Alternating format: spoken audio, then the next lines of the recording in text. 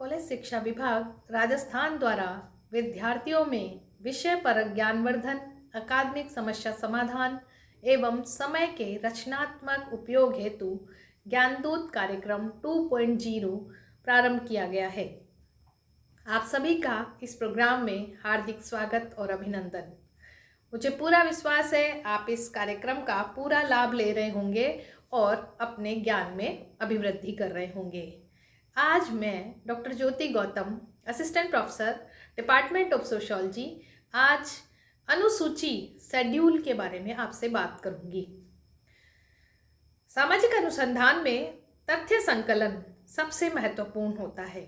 संकलन किए गए तथ्यों पर ही अपना संपूर्ण रिसर्च आधारित होता है। शेड्यूल एक ऐसा माध्यम है जिससे हम तथ्यों को एकत्रीकृत करते हैं, तथ्य एकत्रित करते हैं। डेटा के बारे में हम जान चुके हैं। डेटा क्या है? तो डेटा वो है जो सूचनाएं हमें प्राप्त होती हैं और सूचना संकलन की अलग अलग प्रविधियां, अलग अलग टेक्निक्स हैं। उसमें से एक है अनुसूची। विभिन्न समाजशास्त्रियों ने इसकी अलग अलग परिभाषाएं दी है और अनुसूची प्रश्नों की वह सूची है जिसे स्वयं अनुसंधानकर्ता भरता है फील्ड में जाकर। तो पहली परिभाषा मैं ले रही हूँ गुडे एवं हॉट के अनुसार, अनुसूची उन प्रश्नों के समूह का नाम है जो साक्षात्कारकर्ता द्वारा किसी दूसरे व्यक्ति से आमने सामने की स्थिति में पूछे और भरे जाते हैं। अर्थात अनुसूची प्रश्नों की सूची है जिसे प्रश्नकर्ता, अनुसंधानकर्ता या साक्षात्कारकर्ता स्वयं भरता है, पूछता जाता है अपने जो रेस्पोंडेंट्स हैं उनसे और सूचनाओं को लिखता जाता है। अगली परिभाषा मैंने ली है एम.एच. गोपाल के अनुसार, अनुसूची उन विभिन्न मदों की एक विस्तृत, वर्गीकृत, नियोजित एवं क्रमबद्ध सूची होती है जिसके विषय में सूचनाएं एकत्रित करने की आवश्यकता पड़ती है।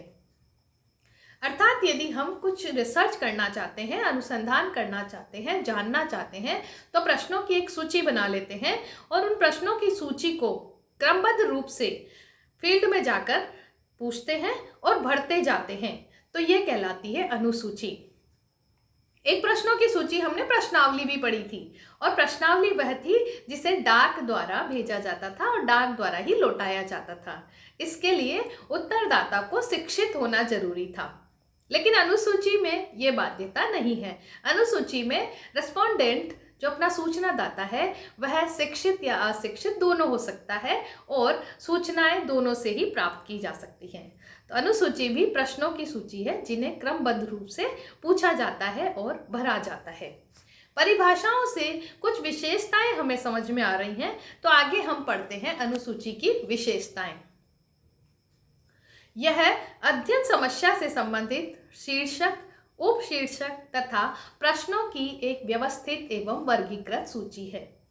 तो अनुसूची क्या है? जिस विषय पे हमें अध्ययन करना है, मान लीजिए हमें कोरोना काल में आई सामाजिक समस्याओं पे अध्ययन करना है या कोरोना काल में आई शैक्षिक समस्याओं पे अध्ययन करना है, किसी भी प्रकार का अध्ययन करना है, महिला शिक्षा का अध्ययन करना है, विभिन्न सरकारी योजनाओं के प्रभाव का अध्ययन करना है, तो उनसे संबंधित जब हम एक व्यवस्थित सूची बना लेते हैं, एक प्रश्नों की सूची या शीर्षक उपशीर्षक में बांटते हुए एक सूची बना लेते हैं, उससे कहते हैं अनुसूची। सेकंड इसकी विशेषता है, इसका उपयोग स्वयं अध्ययनकर्ता द्वारा उत्तरदाता से प्रत्यक्ष संपर्क स्थापित करके किया जाता है।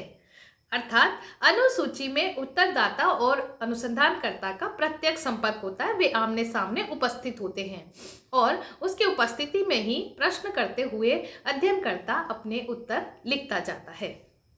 इसमें अवलोकन, प्रश्नावली एवं अनुसूची तीनों के गुणों का समावेश होता है।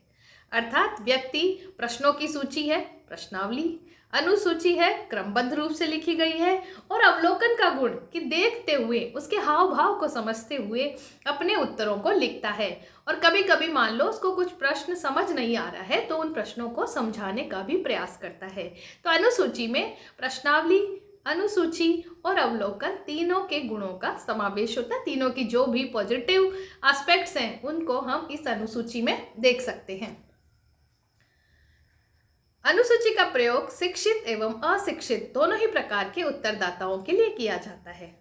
ये परिभाषा में भी अपन ने देखा था कि इसमें अनुसंधानकर्ता स्वयं फील्ड में जाके सूचनाओं को एकत्रित करता है, सूचनाओं को भरता है। तो उत्तरदाता अशिक्षित होने पर भी वह उससे अपने आंसर ले सकता है, अपनी सूचना को एकत्रित कर सकता है और उसी समय क्रमबद्ध रूप से लिख सकता है। तो हमारे रिस्पोंडेंट्स इसमें बढ़ जाते हैं।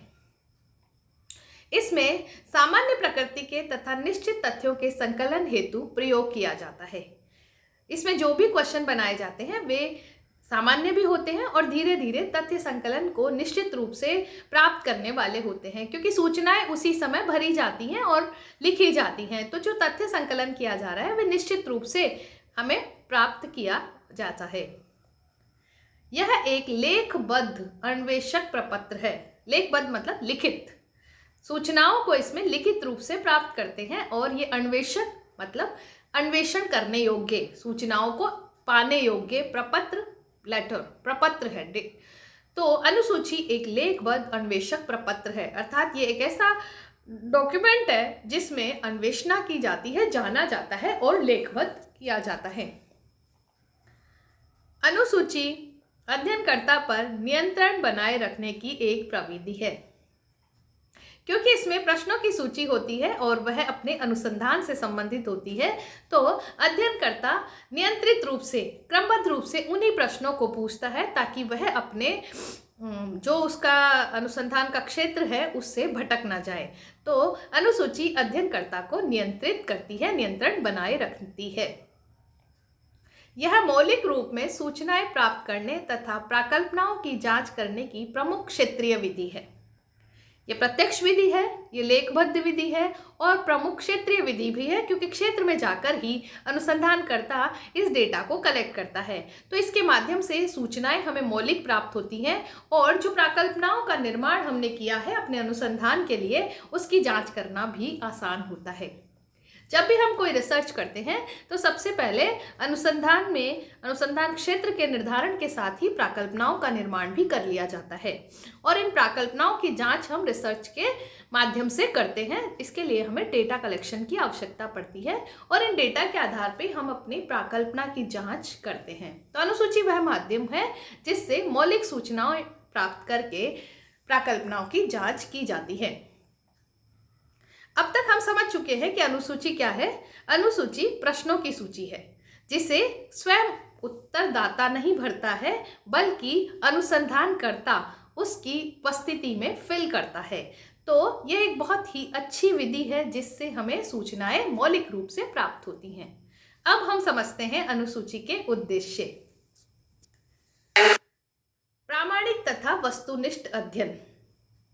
अनुसूची एक प्रामाणिक और वस्तुनिष्ठ अध्ययन है, क्योंकि इसमें स्वयं अनुसंधानकर्ता मौलिक रूप से अनुसंधान क्षेत्र में जाकर सूचनाओं को एकत्रित करता है। तो इसमें वस्तुनिष्ठता का गुण भी पाया जाता है। इसकी नेक्स्ट उद्देश्य है संपूर्ण अध्ययन हेतु। अनुसूची का प्रयोग संपूर्ण अध्ययन हेतु किया जाता है, गहनता से अध्ययन करने हेतु किया जाता है। जब फील्ड में जाकर सूचनाएं कलेक्ट की जाती हैं तो अनुसंधानकर्ता बहुत सारा और भी, जो कि विशेषताओं में भी हमने देखा कि अवलोकन, प्रश्नावली और अनुसूची तीनों के गुण इस प्रविधि में पाए जाते हैं। तो इसके माध्यम से संपूर्ण अध्ययन किया जा सकता है किसी भी सामाजिक समस्या का, किसी भी सामाजिक अनुसंधान के बारे में। सामान्य समस्याओं हेतु। अनुसूची का प्रयोग सामान्य समस्याओं हेतु भी किया जाता है। जब सूचनाएं फील्ड में जाकर कलेक्ट की जाती हैं तो जो सामान्य समस्याएं हैं, जो कि आम नागरिक की समस्याएं हैं, उनका अध्ययन करने के लिए भी अनुसूची का प्रयोग किया जाता है। यह भी अनुसूची का एक महत्वपूर्ण उद्देश्य है। अनुसूची का एक और महत्वपूर्ण उद्देश्य है स्थानीय क्षेत्रीय अध्ययन हेतु। क्योंकि अनुसूची फील्ड में जाकर ही भरी जाती है, तो स्थानीय सूचनाओं के लिए, फील्ड की सूचनाओं के लिए अनुसूची का प्रयोग बहुत ही लाभकारी सिद्ध होता है। तो इस प्रकार हमने देखा कि अनुसूची एक उद्देश्यपूर्ण विधि है जिससे डेटा को कलेक्ट किया जाता है और ये डेटा बहुत ही महत्वपूर्ण होता है, जिसके माध्यम से हम किसी भी रिसर्च को उचित अंजाम तक पहुंचा सकते हैं। इसका अगला उद्देश्य संख्यात्मक तथ्यों हेतु।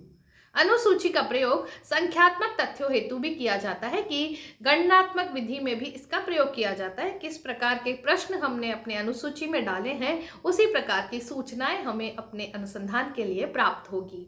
तो सामाजिक अनुसंधान में अनुसूची संख्यात्मक तथ्यों हेतु भी प्रयोग की जाती है। इसका नेक्स्ट उद्देश्य है अनावश्यक संकलन से बचाव। अनुसूची में अनावश्यक संकलन से बचाव होता है क्योंकि प्रश्नों को हमने क्रमबद्ध और वर्गीकृत रूप से लिख लिया है, तो हम अपने अनुसंधान को एक नियोजित दिशा में लेकर जाते हैं और इसके माध्यम से अनावश्यक संकलन हमें नहीं होता। केवल वही सूचनाएं हम कलेक्ट करते हैं जिसका हमें अनुसंधान में प्रयोग करना है। इसका नेक्स्ट उद्देश्य है व्यवस्थित सूचनाओं के लिए। अनुसूची का प्रयोग व्यवस्थित सूचनाओं के लिए भी किया जाता है क्योंकि जब प्रश्न हमारे सामने होते हैं, शीर्षक हमारे सामने होते हैं, तो हम व्यवस्थित रूप से ही सूचनाओं को कलेक्ट करते हैं। तो इस प्रकार अनुसूची सूचनाओं को व्यवस्थित कलेक्ट करने में हमारी मदद करती है। तो अनुसूची बहुत ही लाभकारी होती है सामाजिक अनुसंधान में और इसकी विशेषताओं, परिभाषाओं और उद्देश्यों से भी यह बात साबित होती है कि अनुसूची सामाजिक अनुसंधान की एक महत्वपूर्ण प्रविधि है। अब हम देखते हैं अनुसूची के प्रकार। अनुसूची क्या है? प्रश्नों की सूची है, शीर्षक इसके अंदर पाए जाते हैं। वर्गीकृत रूप से प्रश्नों की एक क्रमबद्ध सूची को अनुसूची कहा जाता है जिसमें प्रश्नकर्ता, अनुसंधानकर्ता स्वयं फील्ड में जाके सूचनाओं को लिखता है। तो इस आधार पे अनुसूची को कुछ प्रकारों में बांटा गया है और इसका पहला प्रकार है अवलोकन अनुसूची। अवलोकन अनुसूची, इसके अंदर जो हमारा अनुसंधान का क्षेत्र है, जो हमारा सब्जेक्ट है, सामाजिक समस्या है, जिस पर भी हम अनुसंधान करना चाहते हैं, उसको शीर्षक, उप शीर्षकों में बांट लिया जाता है और उनको ध्यान में रखते हुए ही उस अनुसूची का प्रयोग किया जाता है। इसमें प्रश्न नहीं होते बल्कि शीर्षक और उप शीर्षक होते हैं जिनके आधार पर रिसर्च की जाती है, सूचनाओं को कलेक्ट किया जाता है। यह निश्चित प्रश्नों का समावेश नहीं करती है बल्कि निश्चित शीर्षक और उप शीर्षकों का समावेश करके उसको ध्यान में रखते हुए अनुसूची को प्रयोग किया जाता है। इसे कहते हैं अवलोकन अनुसूची। अनुसूची का अगला प्रकार है मूल्यांकन अनुसूची, जिसके अंतर्गत मतों का मूल्यांकन किया जाता है। तथ्यों को देखा जाता है कि यह जो भी योजना चल रही है वो कितना सार्थक सिद्ध हो रही है या इसके आधार पर हमें और क्या बदलाव करने की आवश्यकता है। तो इसमें हमें यह अनुसूची सामाजिक घटनाओं का, सामाजिक समस्याओं का, रीति रिवाजों का या अन्य सामाजिक योजनाओं का मूल्यांकन करने में हमारी मदद करती है, महत्वपूर्ण सिद्ध होती है। नेक्स्ट अनुसूची का प्रकार है प्रलेख अनुसूची, जिसको लिखा जाता है, डॉक्यूमेंट शेड्यूल। इसमें प्रश्नों की सूची होती है और उसी के माध्यम से हम अपनी सूचनाओं को कलेक्ट करते हैं। अनुसूची का अगला प्रकार है साक्षात्कार अनुसूची। जब उत्तरदाता का हम साक्षात्कार लेते हैं, प्रश्नों की एक सूची बनाकर क्रमबद्ध रूप से लिख लिया जाता है और अनुसंधानकर्ता प्रश्नों को पूछता जाता है और उत्तरदाता अपने प्रश्न लगातार जवाब देता जाता है, वह कहलाती है साक्षात्कार अनुसूची, आमने सामने की उपस्थिति में भरी गई अनुसूची। अनुसूची का अगला प्रकार है संस्था सर्वेक्षण अनुसूची। अर्थात किसी भी संस्था का यदि हमें सर्वेक्षण करना है तो जिस अनुसूची का प्रयोग किया जाता है वह कहलाती है संस्था सर्वेक्षण अनुसूची। और अनुसूची का नेक्स्ट प्रकार है जांच अनुसूची। जब हम जांच करते हैं, किसी की इंक्वायरी करते हैं, तो इस प्रकार की अनुसूची का प्रयोग किया जाता है कि यह जो सामाजिक तथ्य हैं उनके आधार पर या जनगणना के आधार पर जब सूचनाओं को एकत्रित किया जाता है तो इनका प्रयोग जांच अनुसूची में किया जाता है। तो इस प्रकार हमने देखा कि अनुसूची के प्रमुख रूप से 6 प्रकार हैं: संस्था सर्वेक्षण अनुसूची, जांच अनुसूची, प्रलेख अनुसूची, मूल्यांकन अनुसूची, साक्षात्कार अनुसूची और अवलोकन अनुसूची। क्योंकि अनुसूची एक बहुत ही महत्वपूर्ण प्रविधि है जिसका प्रयोग सामाजिक अनुसंधान में लगातार किया जाता है और इसमें और भी अन्य प्रविधियों के गुण भी पाए जाते हैं। तो इसकी अब हम देखते हैं इसकी उपयोगिता के बारे में, अनुसूची की उपयोगिता। और इसकी फर्स्ट जो उपयोगिता दिखाई दे रही है वह है प्रत्यक्ष संपर्क। अनुसूची के माध्यम से अनुसंधानकर्ता अपने रेस्पोंडेंट से, अपने जो उत्तरदाता है उनसे प्रत्यक्ष रूप से संबंधित होता है, प्रत्यक्ष उनके संपर्क में रहता है। तो एक बहुत बड़ा गुण है कि आप प्रत्यक्ष रूप से अपने उत्तरदाताओं के समक्ष होते हैं, और इस गुण की वजह से ही यह प्रविधि सामाजिक अनुसंधान में बहुत प्रयोग की जाती है। इसका नेक्स्ट गुण है प्रामाणिक एवं विश्वसनीय सूचनाएं। अनुसूची के माध्यम से प्रामाणिक और विश्वसनीय सूचनाएं प्राप्त होती हैं। जब व्यक्ति जिसको खुद को रिसर्च करना है वह फील्ड में जाता है तो वह ऐसी ही मौलिक सूचनाओं को इकट्ठा करता है जो कि उसके अनुसंधान में मदद करती हैं, और वो पूर्ण विश्वसनीय होती है क्योंकि वह स्वयं उसको एकत्रित कर रहा है, स्वयं उसको लिख रहा है। नेक्स्ट है सूचनाएं प्राप्त करना। अनुसूची के माध्यम से सूचनाएं प्राप्त की जाती हैं।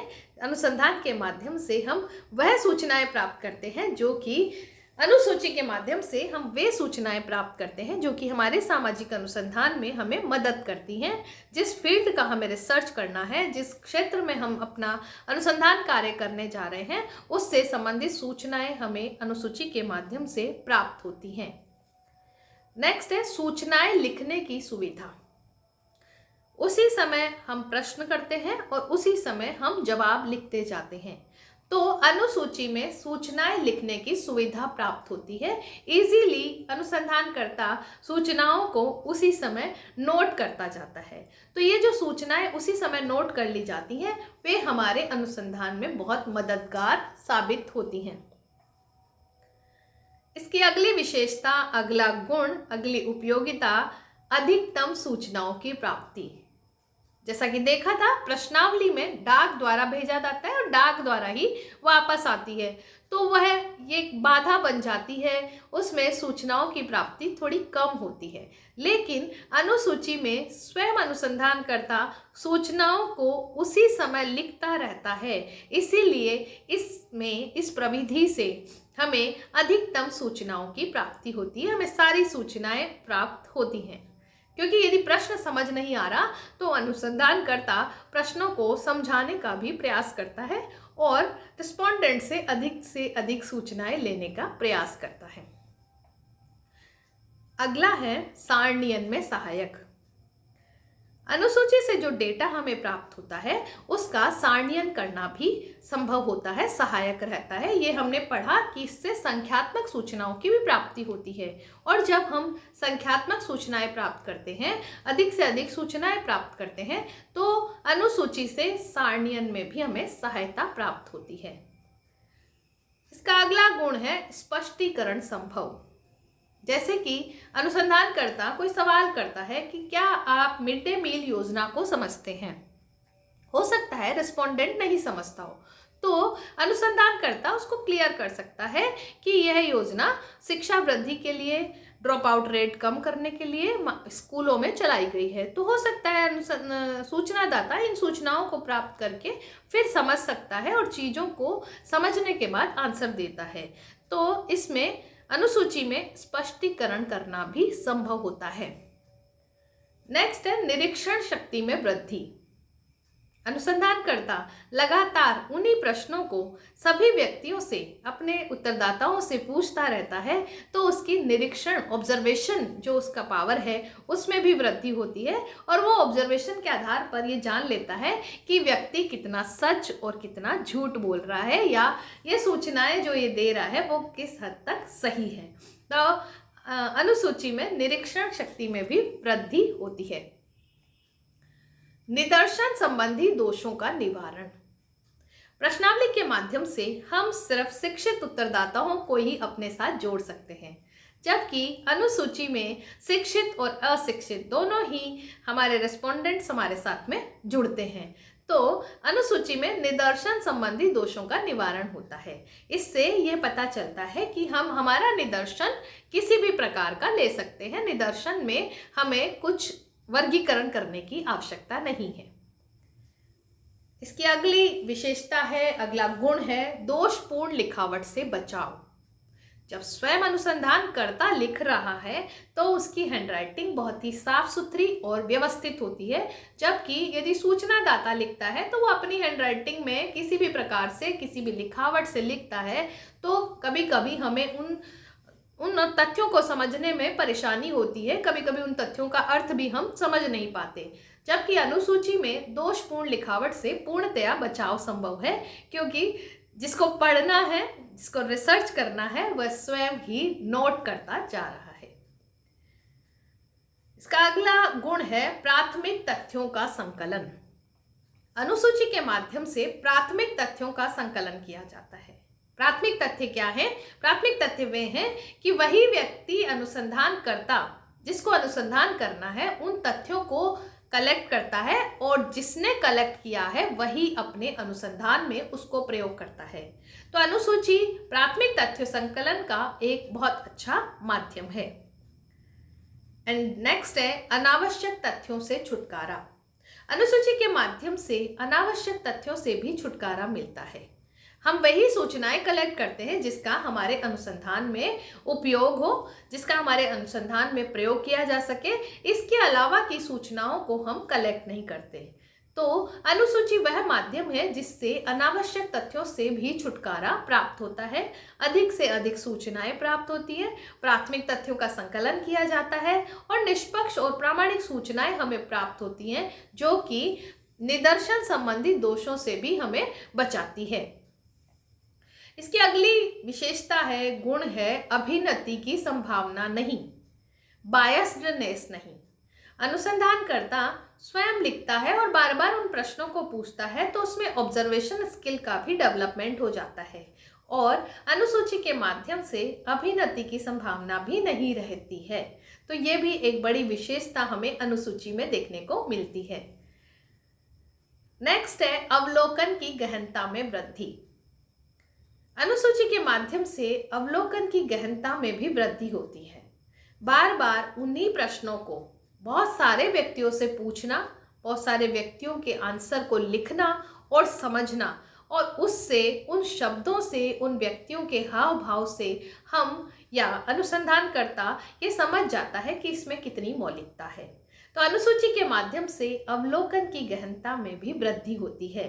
व्यक्ति उस गहनता से अपने तथ्यों को एकत्रित करता है और कभी कभी यदि उत्तरदाता अपने आंसर को घुमा फिरा के देने का प्रयास करता है तो वह वापस उसको ट्रैक पे ले आता है। तो अनुसूची के माध्यम से अवलोकन की गहनता में भी वृद्धि होती है। तो इस प्रकार हमने देखा कि अनुसूची बहुत सारे उपयोगिताओं के साथ में हमारे अनुसंधान में मदद करती है और ये सारी उपयोगिताएं ये है जो ये प्रबल बनाती है कि सामाजिक अनुसंधान में अनुसूची का प्रयोग बहुत ही लाभकारी है। पर चूंकि इसकी सीमाओं को जानना भी जरूरी है, तो अब हम जानते हैं अनुसूची की सीमाएं क्या है। अनुसूची प्रश्नों की सूची है जिसे उत्तरदाता स्वयं भरता है। इसकी कुछ सीमाएं हैं जो हम जान लेते हैं और पहली सीमा है सार्वभौमिक प्रश्नों की समस्या। ऐसे प्रश्नों का निर्माण करना बड़ा कठिन होता है जो सभी उत्तरदाता उसका अर्थ भी सही समझे, उसकी भाषा को भी समझे और उसका उत्तर भी आसानी से दे सके। तो ये अनुसूची का सबसे जो सीमा या बड़ा दोष हम कह सकते हैं, सार्वभौमिक प्रश्नों के निर्माण की समस्या। इस तरह के प्रश्नों का निर्माण करना थोड़ा मुश्किल होता है। नेक्स्ट है सीमित क्षेत्र। प्रश्नावली का प्रयोग एक सीमित क्षेत्र में ही किया जा सकता है, एक स्थानीय क्षेत्र में ही किया जा सकता है, क्योंकि अनुसंधानकर्ता बहुत लंबे चौड़े एरिया में स्वयं नहीं जा सकता और उसका जो डेटा कलेक्शन का क्षेत्र है, एरिया है, उसको सीमित करना पड़ता है। तो अनुसूची के माध्यम से हम सीमित क्षेत्र में ही अपने डेटा को कलेक्ट कर सकते हैं। इसका अगला दोष है अधिक समय एवं धन की आवश्यकता। अनुसूची में समय भी अधिक लगता है और धन भी अधिक लगता है। जैसा कि प्रश्नावली में था कि हम डाक द्वारा भेज देते थे, डाक द्वारा ही वापस आ जाती थी, जबकि अनुसूची में उसे स्वयं फील्ड में जाना होता है, एक एरिया डिसाइड करना होता है जहां पर सभी उत्तरदाता मिलेंगे, तो इसमें अधिक समय लगता है और अधिक धन की आवश्यकता होती है। नेक्स्ट इसका दोष है संपर्क की समस्या। कभी कभी अनुसंधानकर्ता फील्ड में चला जाता है लेकिन उसके उत्तरदाता उसे नहीं मिलते हैं, या वे भी किसी जरूरी काम से कहीं बाहर गए हुए होते हैं। वह फिर उन्हें सूचना देकर आता है कि मैं कल फिर आऊँगा, आपसे मिलूंगा, आपसे सूचनाएं कलेक्ट करूंगा। तो उत्तरदाता और अनुसंधानकर्ता के संपर्क की भी एक समस्या हम अनुसूची में देख सकते हैं। नेक्स्ट है अनुसंधानकर्ताओं की लापरवाही। कभी कभी क्या होता है, अनुसंधानकर्ता खुद फील्ड में न जाके सूचनाओं को या तो किसी उसके जो दोस्त हैं या उसके जो लोग उसके साथ काम करते हैं उनको भी सूचना कलेक्ट करने के लिए फील्ड में भेज देता है। तो ये जो सूचना कलेक्ट करने गए वो उतनी गहराई से सूचनाओं को कलेक्ट नहीं करते हैं। तो अनुसंधानकर्ता की लापरवाही भी अनुसूची में हमें थोड़ा ड्रॉबैक के रूप में देखने को मिल सकती है। नेक्स्ट है मिथ्या झुकाव की संभावना। उत्तरदाता और अनुसंधानकर्ता जब एक दूसरे के संपर्क में आते हैं, एक दूसरे से बात करते हैं, तो कभी कभी उनका आपस में अटैचमेंट हो जाता है, और जब अनुसंधानकर्ता अपनी भाषा में उनके उत्तर को लिखता है तो इससे कभी कभी मिथ्या झुकाव की आने की संभावना भी अनुसूची में देखी जा सकती है, क्योंकि प्रश्नों का जवाब उत्तरदाता ने जो दिया है, लिखना अनुसंधानकर्ता को है, तो वह कुछ झुकाव की संभावना को देखते हुए कभी कभी अपनी भाषा में परिवर्तन कर सकता है। इसके अतिरिक्त कुछ समस्याएं और हैं, संगठनात्मक समस्याएं। उनके साथ में मेलजोल बढ़ाना, उनके साथ में कॉप अप करना और अपने रिसर्च को वस्तुनिष्ठ बनाना भी एक अनुसूची में थोड़ा दोष के रूप में देखा जा सकता है। एंड एक जोखिम भरी प्रविधि, क्योंकि इसमें देखा था हमने गुणों में भी कि इसमें अवलोकन, अनुसूची और प्रश्नावली तीनों के गुण पाए जाते हैं, तो तीनों के दोषों की संभावना भी इसमें हो सकती है। ऐसे प्रश्नों का निर्माण करना कठिन होता है, एक अनुसंधानकर्ता का वस्तुनिष्ठ बने रहना कठिन होता है, और अवलोकन के माध्यम से वह खुद के अपने विचारों को भी कभी कभी अनुसंधान में शामिल कर लेता है। तो यह एक जोखिम भरी प्रविधि है जिसको सामाजिक अनुसंधान में प्रयोग किया जाता है। मैंने इस चैप्टर के दौरान प्रश्नावली का प्रयोग भी थोड़ा किया है, आपको समझाने का प्रयास किया है कि प्रश्नावली भी प्रश्नों की सूची है और अनुसूची भी प्रश्नों की सूची है, जिसमें दोनों में ही सामाजिक अनुसंधान से संबंधित प्रश्न रहते हैं। लेकिन प्रश्नावली को डाक द्वारा भेजा जाता है और अनुसूची को उत्तरदाता और प्रश्नकर्ता, अनुसंधानकर्ता आमने सामने की उपस्थिति में भरते हैं। तो ये एक प्रत्यक्ष विधि है। बहुत सारे एग्जाम्स में प्रश्नावली और अनुसूची में अंतर को पूछा जाता है। प्रश्नावली और अनुसूची में कौन सी प्रविधि अधिक उपयुक्त है, ये सवाल भी किए जाते हैं, और अनुसूची की उपयोगिता के बारे में भी प्रश्न किए जाते हैं। अनुसूची बहुत अच्छा माध्यम है, बहुत अच्छी प्रविधि है, जिसका प्रयोग हमें सामाजिक अनुसंधान में अवश्य करना चाहिए और अपने रिसर्च को बिल्कुल ऑथेंटिक बनाना चाहिए। एक सटीक निष्कर्षों के आधार पर हम अपनी सामाजिक अनुसंधान को पूरा करें, प्रक्रिया को, और एक ऐसे मोड़ पर लेके जाएं ताकि हमारी रिसर्च का प्रयोग देश और समाज के विकास में हो सके। जब हम किसी समाज में अनुसंधान करते हैं, रिसर्च करते हैं, तो डेटा बहुत महत्वपूर्ण होता है, और डेटा कलेक्शन के जो विभिन्न प्रविधियां हैं वे भी महत्वपूर्ण होती हैं।